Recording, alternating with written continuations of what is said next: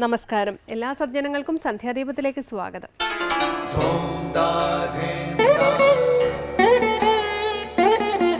ശുഭം ഭവതു കല്യാണമായുസാരോഗ്യവർദ്ധനം സർവദുഃഖ വിനാശായ സന്ധ്യാദീപം നമോസ്തുതേ.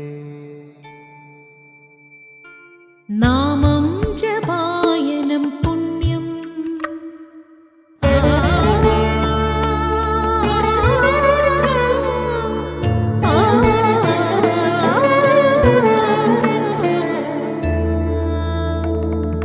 നാമം ജപായനം പുണ്യം നിരുപമദീപാങ്കുരം പോലെ സ്വരശ്രുതിലയവരമതുലം ദീവാങ്കണം മോക്ഷസംഗീതസാരം നീളും വഴിത്താരയിൽ ജീവതാരം മന്ത്രാലാപം മായാവിൻ നിൻ പ്രസാദം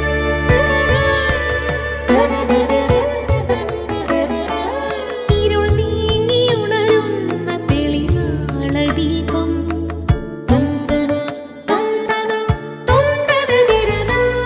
ഇരുൾ നീങ്ങിയുണരുന്ന തെളിനാളദീപം പ്രണവാമൃതം ചൊരിയുന്ന ദീപം ദീപം ദീപം ദീപം ദീപം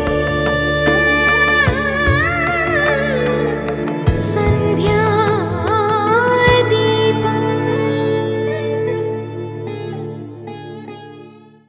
അമ്മ എന്ന മഹനീയ ഭാവം ഏറ്റവും ഉദാത്തമാകുന്നത് വിശ്വജനനിയായ ലോകമാതാവിനാണ്. ലോകമെന്നാൽ ഭുവനമെന്നും ജനനിയെന്നും അർത്ഥമുണ്ട്. എല്ലാ ഭുവനങ്ങളുടെയും ജനനിയായ വിശ്വമാതാവിനെ ആദരിക്കുക എന്നത് ഓരോരുത്തരുടെയും ധർമ്മമാണ്. ഈശ്വരനെ ജഗന്മാതാവായി കാണുന്ന ഈ ദർശനം ലോകത്തിന് ഭാരതം നൽകിയ അമൂല്യ സംഭാവനയാണ്. ഭഗവത്ഗീതയിലെ 9-ാം അധ്യായത്തിൽ ശ്രീകൃഷ്ണൻ പറയുന്നു, ഞാൻ ഈ ജഗത്തിൻ്റെ അച്ഛനാണ്, അമ്മയാണ്, വിധാതാവാണ്, പിതാമഹനാണ് എന്ന്. ജനനിയും ജന്മഭൂമിയും ഗംഗയും ഗോമാതാവും ജഗന്മാതാവും നമുക്ക് ഏറ്റവും ആദരണീയരാണ്. നമുക്കുപകാരം ചെയ്യുന്നവരും പ്രിയങ്കരരുമാണ്. ഇവർ 6 പേരും നമുക്ക് അമ്മമാർ തന്നെയാണ്. ഇവരെ ഭക്ത്യാദരപൂർവം സേവിച്ച് സന്തോഷിപ്പിച്ചാൽ ഇവരിൽ നിന്ന് നമുക്ക് അനുഗ്രഹം നേടാം. അതിലൂടെ നമ്മുടെ ജന്മം സഫലമാകുകയും ചെയ്യും. തുടർന്ന് ഗുരുവചനം കേൾക്കാം. ഒരു മനുഷ്യൻ ജനനം കൊണ്ടല്ല മഹാനാകുന്നത്, അതവന്റെ പ്രവൃത്തികളാലാണ്. ശ്രീബുദ്ധൻ. സന്ധ്യാദീപം.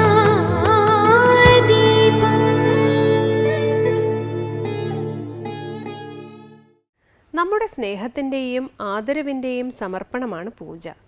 തിരിച്ചറിവിൽ നിന്നാണ് പൂജാഭാവം ഉണ്ടാകുന്നത്. പഞ്ചഭൂതങ്ങളുടെയും അനേകം ദേവതകളുടെയും അനുഗ്രഹമാണ് നമ്മുടെയൊക്കെ ജീവിതം. പൂജാനുഷ്ഠാനങ്ങൾ എന്തിനു വേണ്ടിയാണ് എന്ന ചോദ്യത്തിന് മറുപടി പറയുകയാണ് സ്വാമി ചിദാനന്ദപുരി.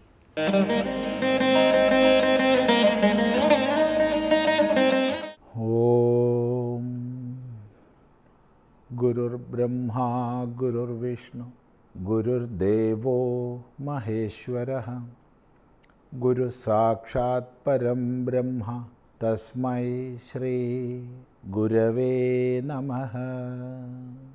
ഓം സദാശിവസമാരംഭാം ശങ്കരാചാര്യമധ്യമാം അസ്മദാചാര്യപര്യന്താം വന്ദേ ഗുരുപരമ്പരാം. പൂജാനുഷ്ഠാനങ്ങൾ എന്തിനു വേണ്ടിയാണ് എന്നതാണ് ഇവിടെ സംശയം. നമുക്ക് അടിസ്ഥാനമായി പൂജ എന്താണെന്ന് മനസ്സിലാക്കണം. പൂജ അങ്ങേയറ്റത്തെ ആദരവോടുകൂടി നമ്മുടെ സ്നേഹത്തിൻ്റെയും ആദരവിൻ്റെയും സമർപ്പണമാണ് പൂജ. അങ്ങനെ നമ്മൾ അമ്മയെ പൂജിക്കുന്നു, അച്ഛനെ പൂജിക്കുന്നു, ഗുരുജനങ്ങളെ പൂജിക്കുന്നു, ദേവതകളെ പൂജിക്കുന്നു. എവിടെ എവിടെ നമുക്ക് ആദരാധിക്യമുണ്ടോ, ആദരവിൻ്റെ ആധിക്യമുണ്ടോ, അവിടെയെല്ലാം സ്നേഹത്തിൻ്റെയും ആദരവിൻ്റെയും സമർപ്പണം സ്വാഭാവികമായി നടക്കും. ഈ സ്നേഹാദര സമർപ്പണമാണ് വാസ്തവത്തിൽ പൂജ എന്നുള്ള ശബ്ദം കൊണ്ട് ഉദ്ദേശിക്കുന്നത്. മനുഷ്യൻ്റെ തിരിച്ചറിവിൽ നിന്നാണ് വാസ്തവത്തിൽ പൂജാഭാവം വരുന്നത്. നോക്കൂ, ഞാനിവിടെ ഇவ்விധം ഇരിക്കുന്നതിന് ഒന്നാമത്തെ കാരണം എൻ്റെ അമ്മയാണ്, എൻ്റെ അച്ഛനാണെന്ന തിരിച്ചറിവ്, അവരുടെ അനുഗ്രഹവും ത്യാഗവുമാണെന്ന തിരിച്ചറിവ്, അവരുടെ മഹിമയെക്കുറിച്ചുള്ള തിരിച്ചറിവ്. അവിടെ നമ്മൾ അമ്മയെ പൂജിക്കും, അച്ഛനെ പൂജിക്കും. ഇതുപോലെ ഈ ലോകത്ത് നമ്മുടെയൊക്കെ ജീവിതം സാധിക്കുന്നത് അനേക ദേവതകളുടെ അനുഗ്രഹം കൊണ്ടാണ്. വായുവിൻ്റെ ആയാലും ജലത്തിൻ്റെ ആയാലും അഗ്നിയുടെ ആയാലും സൂര്യൻ്റെ ആയാലും ചന്ദ്രൻ്റെ ആയാലും സൃഷ്ടി സ്ഥിതി സംഹാരം തുടങ്ങിയവയുടെ അതിദേവതകളുടെ ആയാലും ഇങ്ങനെ പോയി കഴിഞ്ഞാൽ അനേക കോടി ദേവതകളുടെ അനുഗ്രഹം കൊണ്ടാണ് നമുക്കൊക്കെ ഇവിടെ ഇരിക്കാൻ പറ്റുന്നത്, നമ്മളൊക്കെ ഇവിടെ ജീവിക്കുന്നത്. ആ തിരിച്ചറിവിൽ നിന്ന് പൂജാഭാവം വരും. അങ്ങനെ നമ്മൾ ദേവതകളെ പൂജിക്കും. ഇന്ദ്രൻ, അഗ്നി, വരുണൻ തുടങ്ങി രുദ്രൻ, വിഷ്ണു തുടങ്ങി അനേകായിരം, അനേക ലക്ഷം, അനേക കോടി ദേവതകൾ നമ്മളാൽ പൂജിക്കപ്പെടും. ആ പൂജ കേവലം മാനസികമായ സമർപ്പണമാവാം, അതോടൊപ്പം വാചികമായ സ്തുതിഗീതങ്ങളോടും മന്ത്രങ്ങളോടും കൂടിയതാകാം. അത് കുറച്ചും കൂടി വിപുലമായി ശാരീരികമായി ദ്രവ്യസമർപ്പണത്തോടു കൂടിയതാകാം. ആ ദ്രവ്യസമർപ്പണം തന്നെ പല പ്രകാരത്തിൽപ്പെട്ട ഉപചാരങ്ങൾ, ഏറ്റവും പ്രാഥമികമായി ധൂപ ദീപ നൈവേദ്യങ്ങൾ, ഇനി ആവാഹനം മുതൽ വിസർജനം വരെയുള്ള അംഗങ്ങളോടുകൂടിയ പൂജാക്രമങ്ങൾ, ഇതൊക്കെയും സ്നേഹാദരവുകളുടെ സമർപ്പണമാണ്. അതുണ്ടാകുന്നതാകട്ടെ തിരിച്ചറിവിൽ നിന്നാണ്. അപ്പോൾ തിരിച്ചറിവുള്ള മനുഷ്യൻ പൂജ ചെയ്യും. അങ്ങനെ പൂജിക്കേണ്ടവരെ പൂജിക്കുമ്പോഴോ നമ്മുടെ അന്ധഃകരണം ശുദ്ധമാകും, നമ്മുടെ ബുദ്ധി സൂക്ഷ്മമാകും. മനസ്സിൻ്റെ ശുദ്ധിയും ബുദ്ധിയുടെ സൂക്ഷ്മതയും നമ്മെ നമ്മുടെ ജീവിത ലക്ഷ്യത്തിലേക്ക് നയിക്കും. എന്നല്ല, ശ്രദ്ധയോടുകൂടി മാനസികവും വാചികവും ശാരീരികവുമായ അംഗങ്ങളോട് കൂടിയ പൂജ നമ്മൾ നിർവഹിക്കുമ്പോൾ സ്വാഭാവികമായി മനസ്സ് ഏകാഗ്രമായി പലതിലേക്ക് ഛിന്നഭിന്നമാകാതെ ആ ദേവതാ സ്വരൂപത്തിൽ ഉറച്ചിരിക്കും. ക്രമേണ അത് ഈശ്വര ദർശനത്തിലേക്ക് നമ്മളെ നയിക്കും. മനുഷ്യ ജീവിതത്തിൽ ശാന്തിയും സമാധാനവും അറിവും എല്ലാം നേടുന്നതിന് കാരണമായി ഉപാധിയായി പൂജ പരിണമിക്കും. അങ്ങനെ ശാന്തിയോടൊത്ത വ്യക്തി തൻ്റെ ചുറ്റുപാട് മുഴുവൻ ശാന്തിയെ പ്രസരിപ്പിക്കും. മനസ്സിലാക്കുക. അപ്പോൾ വ്യക്തിക്കും സമാജത്തിനും ശാന്തിയെ നൽകുന്ന, വ്യക്തി ജീവിതത്തിൽ പരമമായ ഈശ്വര സാക്ഷാത്കാരത്തിലേക്ക് ഉയരുന്ന അതിനുള്ളതായ മാർഗവിധാനത്തിലാണ് പൂജ വരുന്നത്. ഇനി പൂജാർത്ഥം നമ്മൾ ചില ഉപാധികളെ സങ്കല്പിക്കും. അതൊരു പത്മമാകാം, അതൊരു വിഗ്രഹമാകാം, അതൊരു ദീപമാകാം, അതൊരു ശിലയോ ദാരുവോ അല്ലെങ്കിൽ മറ്റേതെങ്കിലും മൂർത്തികളോ ആവാം. പത്മം തുടങ്ങിയവയിലേക്ക് ദേവതാഭാവത്തെ നമ്മൾ ആവാഹിക്കുകയാണ്. അവിടെ നമ്മൾ ദേവതാ സാന്നിധ്യം സങ്കല്പിക്കുകയാണ്. ഇപ്പോൾ പ്രപഞ്ചമഖിലവും വ്യാപിച്ച് നിലകൊള്ളുന്ന ദൈവികമായ ചൈതന്യത്തെ ഒരു ഉപാധിയിൽ സങ്കല്പിച്ച് ആ ഉപാധിയിലേക്ക് നമ്മുടെ പൂജയെ സമർപ്പിക്കുക ചെയ്യുന്നത്. അതിലൂടെ നിശ്ചയമായും വ്യക്തിക്ക് ചിത്തശുദ്ധിയും ഏകാഗ്രതയും ശാന്തിയും സമാജത്തിന് മുഴുവൻ പ്രകാശവും പരക്കുകയാണ്. അത് സ്വയം അനുഷ്ഠിച്ചും അനുഭവിച്ചും അറിയേണ്ടതാണ് എന്ന് മാത്രം ഈ സന്ദർഭത്തിൽ പറയട്ടെ. നമസ്കാരം.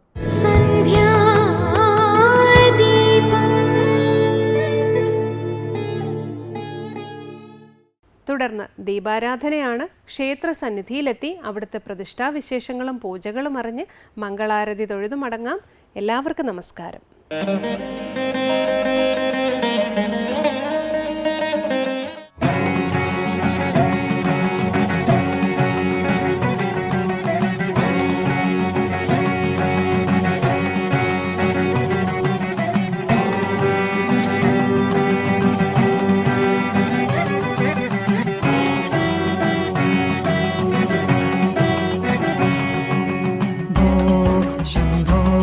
ഇത് കണ്ടിയൂർ മഹാദേവ ക്ഷേത്രം. ശിവചൈതന്യം ഭക്തജനങ്ങളിൽ അനുഗ്രഹദായകമാകുന്ന ദേവസങ്കേതം. ആലപ്പുഴ ജില്ലയിൽ മാവേലിക്കരയ്ക്കടുത്ത് കണ്ടിയൂർ എന്ന പ്രദേശത്താണ് കണ്ടിയൂർ മഹാദേവ ക്ഷേത്രം സ്ഥിതി ചെയ്യുന്നത്. മാവേലിക്കര റെയിൽവേ സ്റ്റേഷനിൽ നിന്നും 2.5 കിലോമീറ്റർ പടിഞ്ഞാറ് മാറിയാണ് കണ്ടിയൂർ ക്ഷേത്രം സ്ഥിതി ചെയ്യുന്നത്. തിരുവനന്തപുരത്തു നിന്നും വരുന്നവർ കായംകുളത്തു നിന്നും 10 കിലോമീറ്റർ സഞ്ചരിച്ചാലും എറണാകുളം ഭാഗത്തു നിന്നും വരുന്നവർ നങ്ങ്യാർകുളങ്ങര കവലയിലിറങ്ങി 9 കിലോമീറ്റർ സഞ്ചരിച്ചാലും ക്ഷേത്ര സന്നിധിയിൽ എത്തിച്ചേരാം. शम्भो शिव शम्भो स्वयम्भो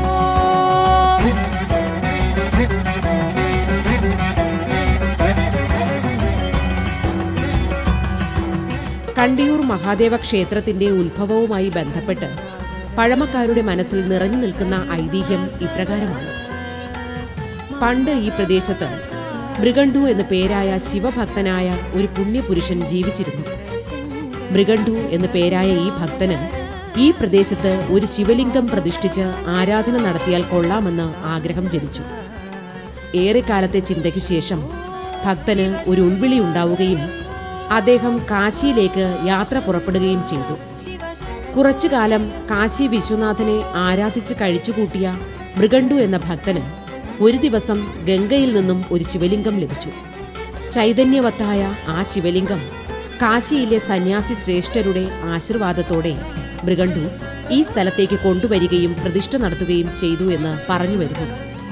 ഈ വിധം ശ്രീകണ്ഠന്റെ പ്രതിഷ്ഠയുള്ള ഊര് എന്ന അർത്ഥത്തിൽ ഈ സ്ഥലത്തിന് കണ്ടിയൂർ എന്ന പേര് വരികയും കാലാന്തരത്തിൽ കണ്ടിയൂറായി മാറിയെന്നും വിശ്വസിക്കപ്പെടുന്നു. ब्रह्म स्वरूपा गम गम भूता प्रपञ्चरहिता निर्गुणपर എന്നാൽ ഈ ഐതിഹ്യത്തിനോടൊപ്പം തന്നെ മറ്റൊന്നും കേട്ടുകേൾവിയായി ഇവിടെ പ്രചരിച്ചു വരുന്നു. പരമശിവഭക്തനായ മാർക്കണ്ഡേയ മുനിയുടെ പിതാവായ മൃഗണ്ടു മുനിയാണ് ഇവിടെ പ്രതിഷ്ഠ നടത്തിയതെന്നാണ് ആ വിശ്വാസം. മൃഗണ്ടു മുനി ഒരിക്കൽ ഗംഗാസ്നാനത്തിനെത്തിയപ്പോൾ നദിയിൽ നിന്നും പരമേശ്വര വിഗ്രഹം ലഭിക്കുകയും വിശിഷ്ടമായ വിഗ്രഹം ശുദ്ധവും യോഗ്യവുമായ സ്ഥലത്തു മാത്രമേ വയ്ക്കാവൂ എന്നും അശരീരിയുണ്ടായി. തുടർന്ന് മൃഗണ്ടു മുനി തന്റെ ശിഷ്യഗണങ്ങളോടൊപ്പം ഭാരതത്തിൽ പലയിടത്തും സഞ്ചരിക്കുകയും ഒടുവിൽ ഇന്ന് ക്ഷേത്രമിരിക്കുന്ന സ്ഥലത്ത് എത്തിച്ചേർന്നു എന്നും പുരാണം പറയുന്നു. ഇവിടെ എത്തിയപ്പോൾ കണ്ടതിൽ നല്ല ഊര് ഇവിടമാണെന്ന് മനസ്സിലാക്കി പ്രതിഷ്ഠ നടത്തിയെന്നും ഐതിഹ്യം പറയുന്നു. കണ്ട ഊര് പിന്നീട് കണ്ടിയൂരായി മാറിയെന്നുമാണ് പഴമ. स्वयम्भो भो शम्भो शिव शम्भो स्वयम्भो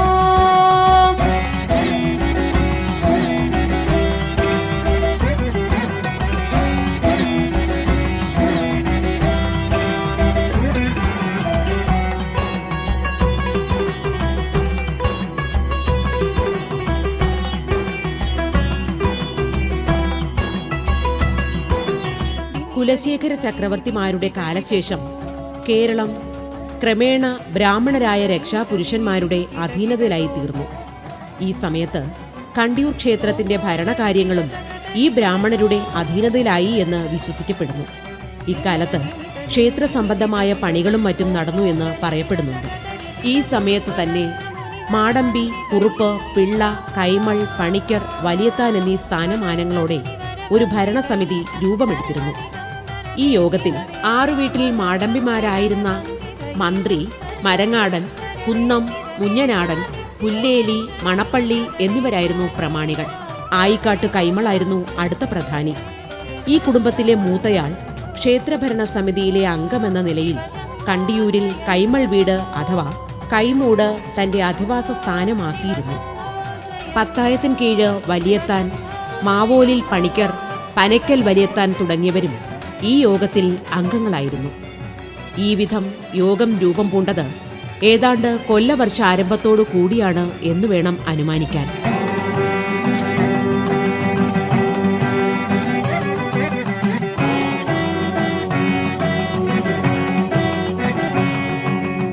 ചരിത്രത്തിന്റെ നാൾവഴികളിലൂടെ ഈ ക്ഷേത്രത്തിന്റെ കഥ ഈ വിധമാണ്.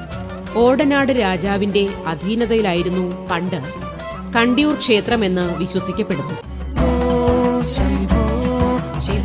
ചിറവ സ്വരൂപത്തിന്റെയും മാവേലിക്കര മാടത്തിൻകൂർ സ്വരൂപത്തിന്റെയും പൊതു സ്വത്തെന്ന നിലയിലായിരുന്നു ഈ ദേവസ്ഥാനം സംരക്ഷിക്കപ്പെട്ടു പോന്നത്. പിന്നീട് കായംകുളം രാജാവും അതിനുശേഷം മാർത്താണ്ഡവർമ്മയും ക്ഷേത്രം കൈവശപ്പെടുത്തിയതാവാമെന്ന് ചരിത്രം പറയുന്നു. स्वयम्भो भो शम्भो शिव शम्भो स्वयम्भो ഓടനാട് രാജാവുമായി യുദ്ധത്തിലേർപ്പെട്ട കായംകുളം രാജാവ് ക്ഷേത്രത്തിൽ കയറി വാതിലടച്ച് പിൻവാതിൽ വഴി രക്ഷപ്പെട്ടു എന്നൊരു കഥയും ഇവിടെ പറഞ്ഞു കേട്ടു.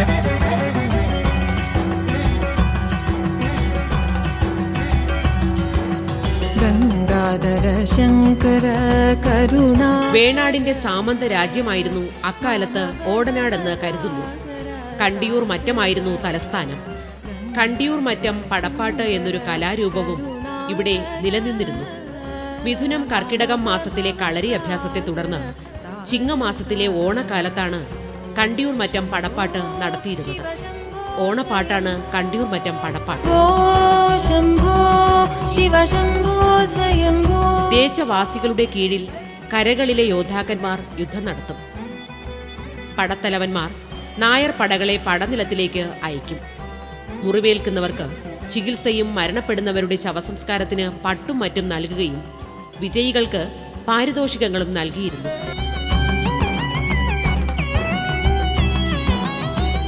നിർഗുണ പരബ്രഹ്മ സ്വരൂപ നിർഗുണ പരബ്രഹ്മ. ദേവദാസി സമ്പ്രദായം നിലനിന്ന ക്ഷേത്രമായിരുന്നു കണ്ടിയൂരെന്ന് തെളിവുകൾ വ്യക്തമാക്കുന്നു. ഈ ക്ഷേത്രത്തിലെ ദേവദാസി ചെറുകര കുട്ടത്തിയെ കണ്ടിയൂർ മറ്റം രാജാവ് കേരളവർമ്മ വിവാഹം കഴിച്ചു എന്ന് 14-ാം നൂറ്റാണ്ടിന്റെ ഉത്തരാർദ്ധത്തിൽ രചിക്കപ്പെട്ട ശിവവിലാസം എന്ന സംസ്കൃത കാവ്യത്തിൽ പറയുന്നു. ഒരു ദാമോദര ചാക്യാരാണ് ഈ കാവ്യത്തിന്റെ രചയിതാവ് എന്ന് സംശയിക്കുന്നു. ഇദ്ദേഹം കണ്ടിയൂർ ക്ഷേത്രത്തിലെ ചാക്യാരായിരുന്നു എന്നും അനുമാനിക്കുന്നു.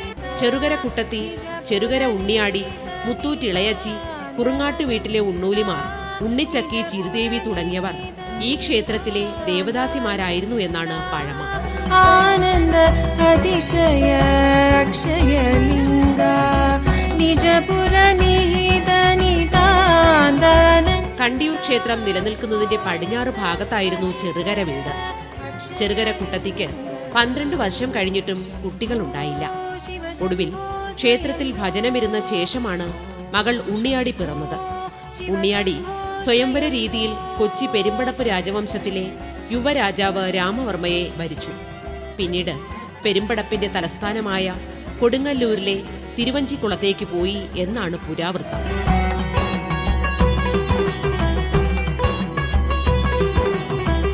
ഏതാണ്ട് AD 800 വരെ കണ്ടിയൂർ ക്ഷേത്രവും പരിസരവും ബുദ്ധമത വിഹാര കേന്ദ്രങ്ങളായിരുന്നു എന്ന് ചരിത്രം പറയുന്നു.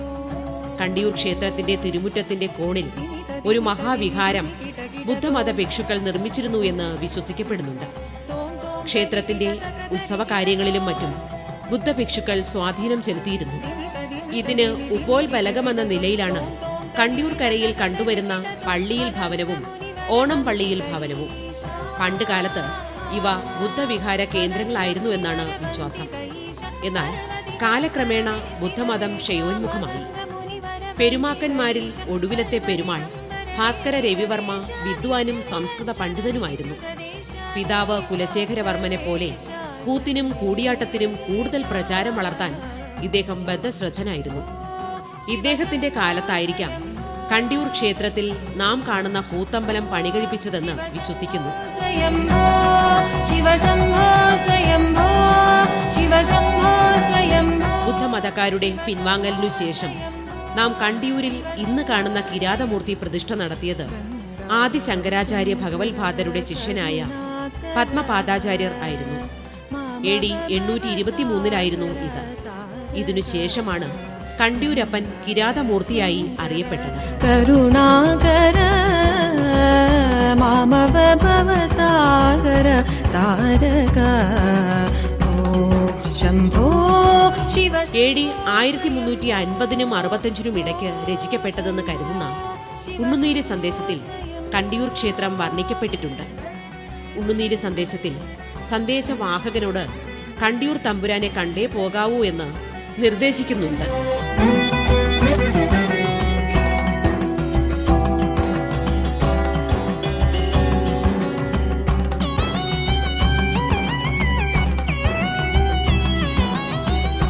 ആദ്യകാലത്ത് ശിവപ്രതിഷ്ഠയായിരുന്നുവെങ്കിലും ഇന്ന് കിരാതമൂർത്തി സങ്കല്പത്തിലാണ് പൂജകൾ. കിഴക്കോട്ട് ദർശനമായാണ് ദേവൻ ഇവിടെ ഇരുന്നരുളുന്നത്. 3 പൂജയാണ് ഇവിടെ. നെടുമ്പള്ളി തരണനല്ലൂർ മനയ്ക്കാണ് തന്ത്രാധികാരം. നിർഗുണ പരബ്രഹ്മ സ്വരൂപ ഗമ ഗമ ഭൂത പ്രപഞ്ചരഹിത നിർഗുണ പരബ്രഹ്മ സ്വരൂപ ഗമ ഗമ ഭൂത പ്രപഞ്ചരഹിത നിജപുര നിഹിത നിതാന്തഹനന്ദ നിജപുര നിഹിത നിതാന്ത. കണ്ടിയൂർ മഹാദേവ ക്ഷേത്രത്തിലെ ശ്രീകോവിലിന് വളരെയേറെ പ്രത്യേകതകളുണ്ട്. ചതുരത്തറയുടെ മുകളിൽ വട്ട ശ്രീകോവിലിലാണ് ദേവന്റെ പ്രതിഷ്ഠ. ത്രിവിധ ഭാവത്തിലാണ് ഇവിടെ കണ്ടിയൂരപ്പൻ ഭക്തജനങ്ങൾക്ക് ദർശനമരുളുന്നത്. പ്രഭാതത്തിൽ ദക്ഷിണാമൂർത്തിയായും, മധ്യാഹ്നത്തിൽ കിരാതമൂർത്തിയായും, സായാഹ്നത്തിൽ പാർവതീ സമേതനായും ഭഗവാൻ ഇവിടെ ഇരുന്നരുളുന്നു. ശംഭോ ശിവ ശംഭോ സ്വയംഭോ. നിരവധി ഉപദേവതാ പ്രതിഷ്ഠകളും ഇവിടെയുണ്ട്. ശിവഭഗവാന്റെ വ്യത്യസ്ത ഭാവങ്ങളാണ് ഇവിടെ ഉപദേവതമാരായിരിക്കുന്നത് എന്ന പ്രത്യേകതയുമുണ്ട്. പരമേശ്വരൻ, ഗംഗാപതി, വിശ്വനാഥൻ, മൃത്യുഞ്ജയൻ എന്നിവയെ കൂടാതെ മഹാവിഷ്ണു, ശാസ്താവ്, ഗോശാല കൃഷ്ണൻ, ഗണപതി, സുബ്രഹ്മണ്യൻ, അന്നപൂർണേശ്വരി, നാഗരാജാവ്, നാഗയക്ഷി, ബ്രഹ്മരക്ഷസ് തുടങ്ങിയ ഉപദേവതകളും ഇവിടെ ദർശനമരുളുന്നു. തദിമി തദിമി ദിമി കിട കിട തോം തോം തോം തരി കിട തക തരി കിട തോം ദിമി തദിമി തദിമി ദിമി കിട കിട തോം തോം തോം തരി കിട തക തരി കിട തോം മദംഗ മുനിവര വന്ദിത ഈശാ മദംഗ മുനിവര വന്ദിത ഈശ സർവദിഗംബര വേഷ്ടിത വേഷ മദംഗ മുനിവര വന്ദിത ഈശ സർവദിഗംബര വേഷ്ടിത വേഷ നിത്യനിരഞ്ജന നീത്യുതദേശ ഈശ സർവേശ സർവേശ. ശംഭോ ശിവ ശംഭോ സ്വയംഭോ ശംഭോ ശിവ ശംഭോ സ്വയംഭോ ശിവ ശംഭോ സ്വയംഭോ ശിവ ശംഭോ സ്വയം. ചരിത്രത്തിനും ഐതിഹ്യത്തിനും അപ്പുറത്ത് ഒരു ജനതയുടെ, ഒരു ദേശത്തിന്റെ സർവ്വരക്ഷകനായി മാറുകയാണ് ഇവിടെ കണ്ടിയൂരപ്പൻ.